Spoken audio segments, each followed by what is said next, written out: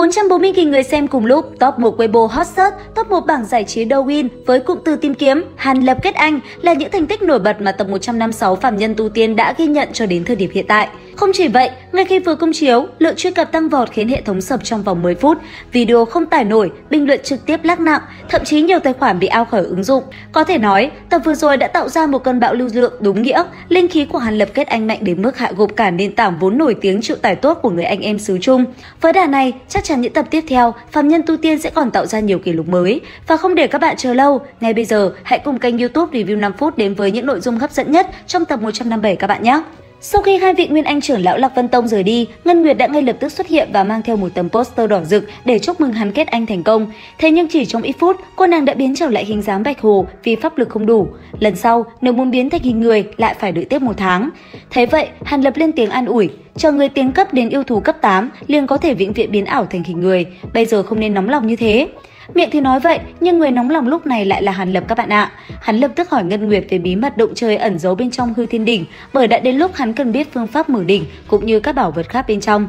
Nghe vậy, Ngân Nguyệt chỉ biết thở dài một hơi rồi đáp, Hư Thiên Đỉnh không phải là cổ bảo thông thường mà nó là một món thông thiên linh bảo. Ngay lập tức, Hàn Lập kinh ngạc hỏi về mối liên hệ giữa việc mở đỉnh và Kiềm Lam Băng Diễm. Không chút giấu giếm, Ngân Nguyệt liền giải thích, Kiềm Lam Băng Diễm chính là mấu chốt để mở ra Hư Thiên Đỉnh. Chính xác hơn, đó là bước đầu tiên để khống chế chiếc đỉnh này. Chỉ khi nào chủ nhân luyện hóa được băng diễm mới có cơ hội sử dụng món linh bảo này. Tiếp theo, Ngân Nguyệt cũng cho hắn biết, ngoài 2 viên bổ thiên đan, trong đỉnh đã không còn cổ bảo nào khác. Bởi vì qua vô số năm tháng, các tu sĩ Đại Thần Thông đã dùng thủ đoạn đặc thù để lấy đi gần hết bảo vật. Những món đồ xuất hiện ở Hư Thiên Điện lần trước chính là những thứ cuối cùng. Nghe xong, Hàn Lập cũng không hề thất vọng, bởi với tu vi hiện tại, cổ bảo bình thường đã không còn hấp dẫn được hắn. Đến đây, câu chuyện bất ngờ được đẩy lên cao trào khi Ngân Nguyệt đột nhiên nhắc đến chiếc bình nhỏ thần bí của Hàn Lập. Nàng nói, dù các thông thiên linh bảo có thần thông rời núi lấp biển, chúng vẫn phải tuân theo thiên địa pháp tắc, nhưng chiếc bình nhỏ của Hàn Lập lại có công năng thúc giục linh dược, đây chính là làm chuyện nghịch thiên. Rất có thể, chiếc bình này là do tu sĩ của linh giới hoặc thậm chí là tiên nhân của tiên giới luyện chế ra. Lời này vừa dứt, Hàn Lập không khỏi hít một ngụm khí lạnh. Sau khi bình tĩnh trở lại, hắn liền quay sang hỏi Ngân Nguyệt xem mình nên ở lại Lạc Vân Tông hay tìm một nơi khác. Ngân Nguyệt bình tĩnh phân tích, nếu ở lại Lạc Vân Tông, với tu vi Nguyên Anh kỳ, Hàn Lập sẽ không bị ai câu thúc mà còn được cung cấp tài nguyên tu luyện. Thấy vậy, Hàn Lập cũng thẳng thắn nói ra 3 mục tiêu lớn trong tương lai của mình. Một là đi đến Cực Tây để lấy 3 tầng công pháp cuối của Đại Diện Quyết. 2 là quay về Nguyên Vũ Quốc, tiêu diệt Phó Gia để hoàn thành lời hứa năm xưa.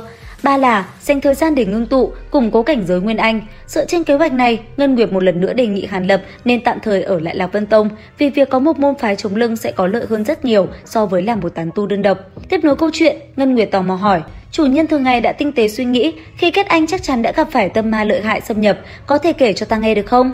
Lúc này đây, nằm trên giường đá, Hàn Lập trằn trọc không sao ngủ được khi nhớ lại quá trình kết anh đầy hung hiểm của mình. Đầu tiên, phải kể đến quá trình toái đan, khoảnh khắc toàn bộ kinh mạch nghịch chuyển đã mang đến nỗi đau lớn, khiến hắn rơi vào tình trạng thập tử nhất sinh. May mắn thay, nhờ có tu vi thâm hậu và dược lực thần kỳ của Cửu Khúc Linh Sâm, hắn đã cắn răng chịu đựng qua được. Tuy nhiên, nỗi đau thể xác đó vẫn chưa là gì so với tâm ma phản vệ. Cứ ngỡ với dưỡng hồn mộc và định linh đan trong tay, mọi chuyện sẽ dễ dàng, nhưng Hàn Lập đã lầm to, tâm ma quỷ quyệt hơn hắn tưởng rất nhiều. Lúc ấy, đợt tấn công đầu tiên ập đến, nhắm thẳng vào những nỗi sợ hãi sâu thẳm nhất trong lòng Hàn Lập. Hắn thấy quê nhà bị cướp bóc, cha mẹ và tiểu muội đều bị sát hại. Ngay sau đó, ảo cảnh lại chuyển đổi, Hàn Lập thấy mình tu vi biến mất, trở thành phàm nhân, bí mật về chiếc bình nhỏ bị bại lộ, khiến toàn bộ tu tiên giới truy sát. Những ảo giác chân thật đến đáng sợ này khiến Hàn Lập suýt chút nữa đã chìm trong lửa giận và sợ hãi.